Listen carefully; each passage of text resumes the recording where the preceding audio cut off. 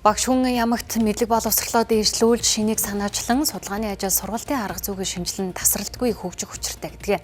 За энэ хүрээнд дотоод иргэний их сургуулийн багш нарын бидний манлайлал чанартай боловсрол нэгдсэн зөвлөгөөн боллоо.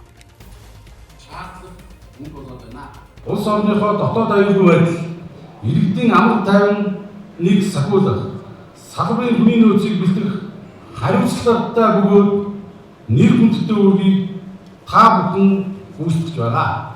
Тэгээ өнөөдөр одоо болж байгаа дотоод иргэний сургуулийн багш нарын зөвлөгөө нь бидний манлайлал гэсэн ингээд урандор болж байна. За тус сургуулиас өнөөдөр бол одоо 205 багш 10 арга зүйч 10 бүрэлдэхүүн сургуулийн захирлууд ингээд оролцож байгаа юм. Одоо 2 өдрийн нэгдсэн зөвлөгөө болж өнгөрч байна. 7 сургалтын хөтөлбөрийг явуулж байна. Бакалавр, магистр, докторийн түвшний. За үүнээсээ бид 3 хөтөлбөрийг магадлан итгэмжлүүлсэн байгаа. За дараагийн үе шатуудаа бусад хөтөлбөрүүдэд магадлан итгэмжлүүлэхээр ажиллаж байгаа. Их сургуулийн багшийн хүний нөөцийг бэхжүүлэх, багшийн мэргэжлийн тасралтгүй хөгжил, багшийн нэр хүнд, үнэлэмж, нийгмийн баталгааг хангахад тулгарч байгаа асуудал бэрхшээлийг хэлэлцэж, хамтын нэгдсэн шийдэл гаргах зөвлөгөөн энхүү боллоо.